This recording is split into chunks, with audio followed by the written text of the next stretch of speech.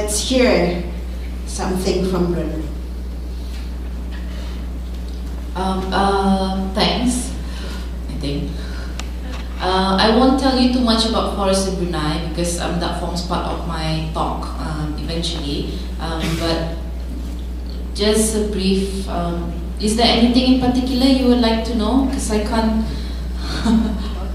Brunei forests. Brunei forest. That's why I'm saying, well, we have most of the forest types that you would have in places like Malaysia, because we're in Borneo, so most of our forest type would be mixed intracut forest, where the family of trees are the timber family, the tetracarps.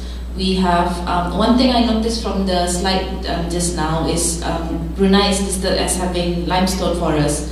As far as I know, we don't have any limestone forest in Brunei.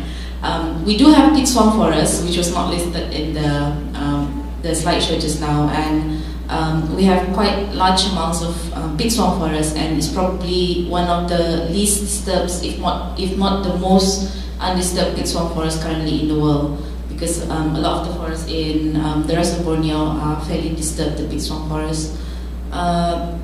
As I said, there's a lot of things that I can tell you, but I don't want to tell you now because it would be you would be bored from my presentation if you listen to me now. So I guess that's it from me, unless there's something in particular you would like to know. Do you have logging? We have, our forestry department is in charge of all logging activities in Brunei.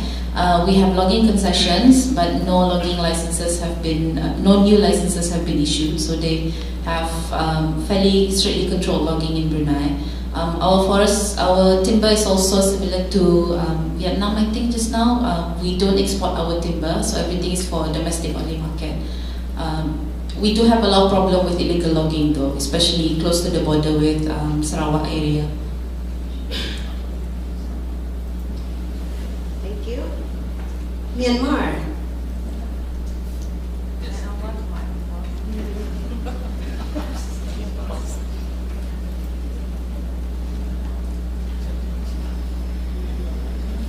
Thank you very much. Myanmar forest conditions of the forest cover of Myanmar, I would like to explain.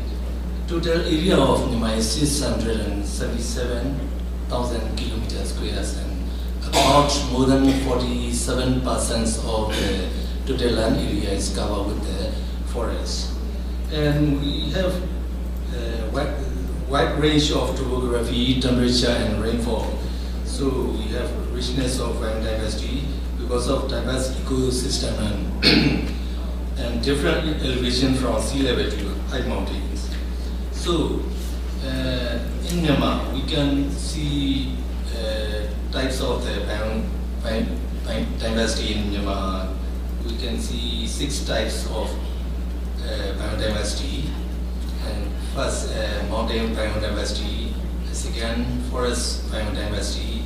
3, dry and shrub, humid land biodiversity, agricultural biodiversity, land water biodiversity, marine and coastal water biodiversity. And we have 6 types of forests. We have mixed deciduous forest, hill forest, evergreen forest, and mangrove forest, and dry apames, something like that. We have 6 type of forests. And now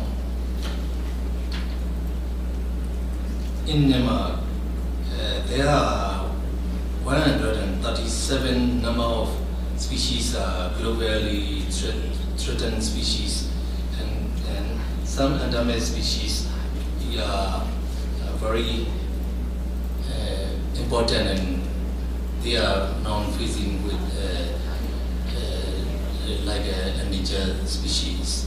And now we are agro-based economy, and agriculture and forest industry are our main major economy. So, but we have a policy to increase our forest cover. We have policy, and this policy intend to increase our forest cover. Main purpose of this policy is to establish 30% of forest cover of the total land areas as reserve forest and 5% as PS. And current status of forest reserve area is 121,000 kilometers square have been reserved. So 80% of the forest cover is already established reserve forest, and 43 PS of which 36 have been notified and 7 have been proposed. So 6.67 of total land area is already established as a PS area.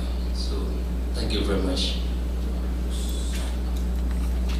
Any forest managed by local community or indigenous peoples?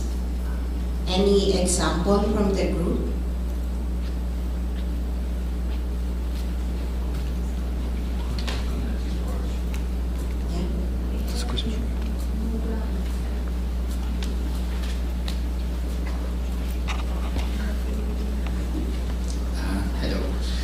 Actually, in the Philippines, we have our traditional knowledge in managing our own forest, and we apply what we call the sustainable indigenous peoples agricultural technology, which actually what do you call that? See the connection of the forest, the watershed, and the rice terraces, and part of the indigenous knowledge that we have is, which is actually locally based, is the FIDO. It's actually hunting system practices, but where people actually, the indigenous peoples built a track, we call it FIDO, and then 20 meters away from radius from the trap, you are not allowed to cut trees. So with that in mind, because of that, our forest is intact at the moment because of that system. And we also have the Pinagua system, which is actually a watershed management in our traditional knowledge, which actually help us conserve our watershed, because it's very well, it's because of its provision services to the people. Of course, we have to maintain it to sustain our livelihood. It's from one generation to generation, our rice threads and sustain our livelihood. So it's really very important to also promote the traditional knowledge way of conserving forests, without, of course, ignoring the value also of modern technology in terms of forest conservation. So that's it. Thank you very much. Thank you very much. It's 5 minutes before 12. It's almost finished the 55 to close it. okay. One more sharing. Lau, PDR.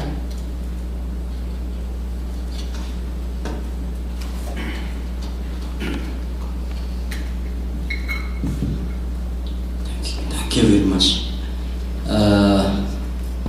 Regarding to forest Ilang, so just in 2007, there's the new forest law that's already issued, and in forest law, Ilang they mentioned and they divided into 3 types of forest. One that is forest conservation, second one that is forest protection, and the third one that is forest production. And the forest allowance, so that's nowadays that is decreasing if compared to in the previous time.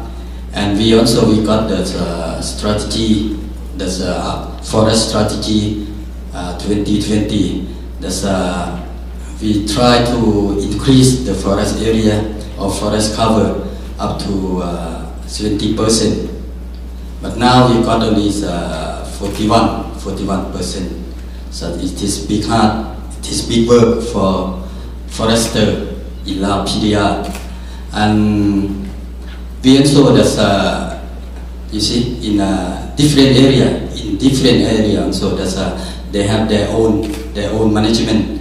I mean, province by province, but we have to follow the law. We have to follow this strategy that is forest in Lao. That's all. And maybe I can read out a little bit about that forest that already mentioned in law.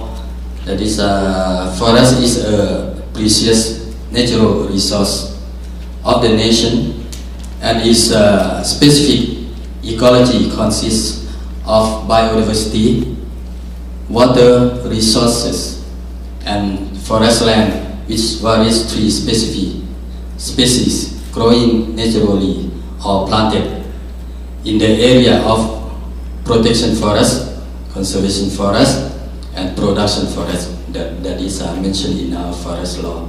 And nowadays, the forest law is still improving because 5 years they will improve once. That is. Thank you.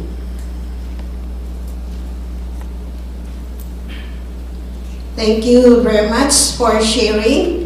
I know that every one of us would like to share also our forest, but it's almost 12 o'clock, and we will call the end of session 2, and we will have our lunch break, but we will be back at 1 o'clock so that we can finish our 3 more sessions. Thank you,